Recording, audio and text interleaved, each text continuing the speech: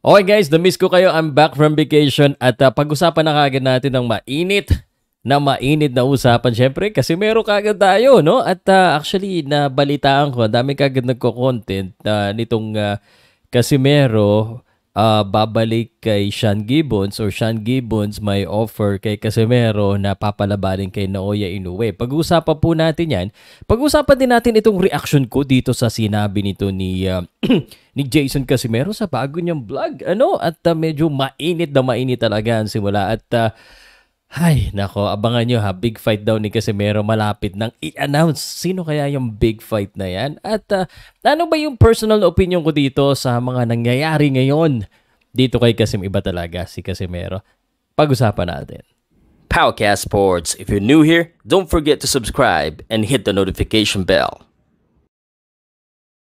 This content is presented by Arena Plus, Astigsa Sports. Eto guys, may bagong promo sa Arena Plus sa mga wala pang Arena Plus. Instead of 100 sa mga magsisend sa akin ng Kalbo Pau 200 sa Pauka Sports Facebook page, 200 ang cashback ko sa mga wala pang rehistro. Okay? Pag-usapan na natin ito kagad, no? At unang-una sa lahat, Casimero fan ka ba or Casimero hater? Iba talaga si Casimero. Aga-aga, siya na naman ang bida ngayon, ano? At yung mga hater po ni Casimero, na hater ko rin, relax lang kayo, guys. Parang pag negatibo at hindi masyado pabor sinasabi, huwag galit na galit. Huwag masyado galit, ha? Real talk lang, kumbaga sinasabi niya gusto na real talk. Anyway, mainit ang simula ng ating 2024 at siguro mamayang gabi live tayo ulit nito pag-usapan natin, ano? Medyo matapang ngayon si Jason Casimero doon sa bago niyang vlog. Pero bago yan, gusto ko lang sabihin na itong balita na ito na Sean Gibbons, allegedly po offering Casimero to come back to MP Promotions and to give him the fight with Naoya Inoue. I don't think this is new news, no? Dati pa itong umiikot-ikot. At ang unang tanong, Sean Gibbons lang ba makapagbigay sa kanya ng big fights? Siguro the sure answer to that is hindi po. Marami naman pong promoter na kaya magbigay ng magandang laban. But can Sean Gibbons do it? The answer is yes. Sa dami po ng Pilipino na natulungan ni Sean Gibbons to give a big fight. Hence, for example, yung kay Marlon Tapales, dapat din na natin pinagdududahan na kaya ni Sean Gibbons gawin yan ng MP promotion. Marami tayong topic, ano. So, let's give credit to Sean Gibbons for that. Pero yung sinabi ni sinabi ni Utol ni Jason Casimero, yun lang medyo sa tingin ko, personal na opinion ko po, he may be right, he may be wrong, but those type of things dapat hindi parang hinamo na naman niya. Sino ba yung sinasabihin niya na na puting aso ba yun? Tingnan ko nga yung vlog niya, no? Sino ba yung ibig sabihin niya dito? At kung ano-ano na naman yung sinagsabi niya, medyo kasi, although sunog na talaga yung bridge, I don't think magkakabalikan eh. Sa totoo lang, parang sunog na magkabila yung bridge, no? Kaya ang hirap kasi pag may social media, siguro dahil mapera na rin ngayon si Jason Casimero. Kaya pag may pera, talaga lumalakas ang loob eh. Pero problema lang, Tol, paano pag matalo si Casimero? Hindi naman habang buhay na siya po ay magiging malakas, no? And money is not the answer to everything, but it's the answer to a lot of things. I understand that. No problem. Ako, masaya ako kay Jason na may pera siya at yung pamilya niya. That's no problem with that. Siguro lang ang medyo pangit lalo na dapat din niya ginagawa yung ganon. Let the pero anyway, vlogger eh. Anyway, ano pa ba sasabihin kung magagalit na naman yung mga ibang mga supporter ni Casimero, ba't ko sinasabihan?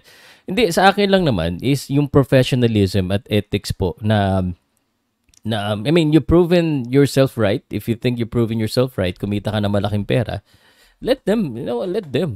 Kasi ang nangyayari, sa dami po ng connection po ng Sean Gibbons at MP Promotion, pinuputol mo lahat yan.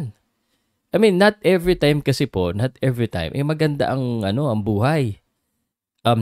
Maganda pa rin pag meron kang connections para kasi pangit pag pinapaliit natin yung mundo natin eh.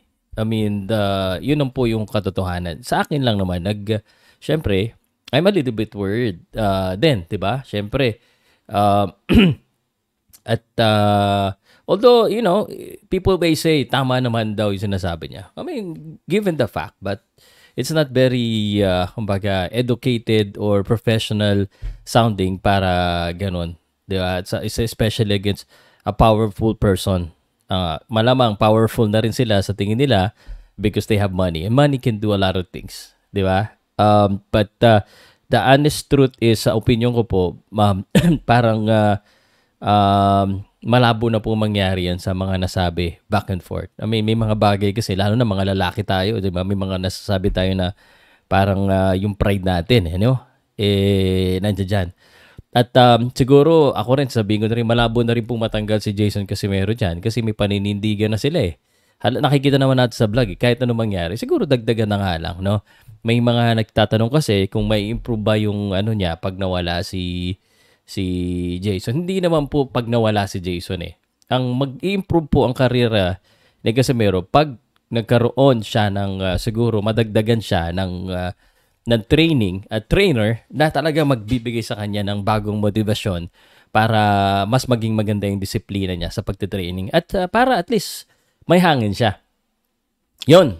So, regarding naman dito kay do sa pinag-uusapan natin ngayon, pinag-aaway daw ng mga vlogger. Hindi naman po sa pinag-aaway. Parang ganyan talaga yung ganyan po talaga pag sikat, pinag-uusapan.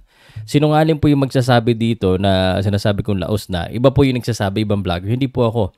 Lalo sa vlogging community, sikat po si Casimero. Kaya nga pinag-uusapan natin eh. So, just to be clear po, alam ko marami ding may galit sa akin dahil hindi ako kampi kay Casimero 100%. Pero I'm telling you, yung gusto niyo real talk, yung real talk lang. Speaking of real talk, sino ba naman kasi matutulong boksingero na kapwa mo taga Bisaya Mindanao, no? Na sasabihan mo na tune up lang siya. So, sa tingin ko, kaya rin nasabi ni Marlon Tapales yun, sabihan mo ba naman na pera-pera lang, tune up lang yan, hindi gustong manalo. I mean, kahit sinong boksingero, sabihin mo yan sa kapwa boksingero, syempre masasaktan po. So, but again, siguro they're thinking like a vlogger, mag-hit ito, pag-uusapan nito mga tao, pag-uusapan nito ni Pau Salud, natural lang, talagang pag-uusapan namin yan. Talagang ganun. At regarding naman, pinag-uusapan din yung pera ni ni Tapales, no? Malaki nga daw yung pera ni Tapales. Napanood ko kasi subscriber ako eh. Subscriber ako ni Alas eh. Siyempre, follow natin yan dahil yan po yung marami po mga fans ko dito.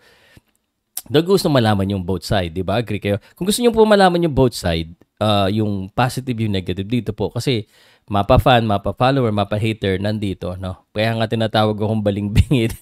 Kaya nga ako nakalbo eh. Tatawag ako. Pero ang masasabi ko lang dyan, I mean, kasi may bosses si Casimero, parang meron silang sariling, yung may management din sila. Siyempre, depende naman po sa kontrata yan eh. Siguro, I mean, dumaan din naman si Casimero sa ganung bagay na ganun eh, di ba? So, ang hirap kasi makailam sa bulsa ng may bulsa. Ang masasabi ko lang, I'm very proud of Marlon Tapales and I'm sure he's earning a lot more money. Parang ang ini-insinuate kasi nila, medyo hindi maganda. Pero nasa kontrata naman niya, kung marunong naman sila tumingin ng kontrata, dapat sundin lang yun. Yun ang pinagka-agrihan eh. Iba kasi yung pag may mga managers ang malaking tulong po ang managers at promotion sa boksingero. Yun lang ang isa sa masasabi ko. Pero sila, malakas na loob nila eh. Hindi ko lang talaga nagustuhan yung you should not say something like that against, ang hirap eh, no? Medyo, kumbaga, sinasabi ko lang, marami siyang susunugin na daan. And kaya ang mangyayari, mahihirapan na. Mahihirapan makabalik talaga sa MP promotion itong si General Casimero because of this issue. Yun lang po. At mag-usapan natin ito more and more sa susunod na mga araw. Salamat po. I'm back. Trabaho na ulit ako.